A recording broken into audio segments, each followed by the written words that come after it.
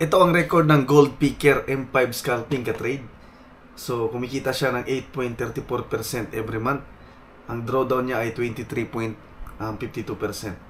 Yung total gain niya ay umabot na ng 504%. At since 2023 pa ito. Yan. So, binili ko na ito sa website ng Gold Picker.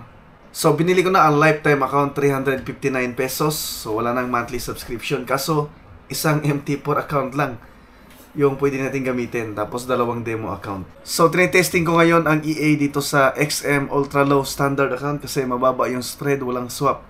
At nakapag-trade na yung robot.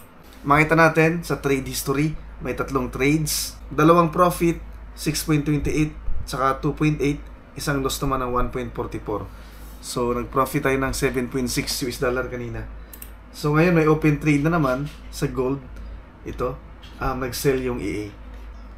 Ito yung mga settings or mode ng EA na pwede natin gamitin. Magkano yung starting balance at magkano yung expected na profit. So, ginamit ko ang M5 scalping.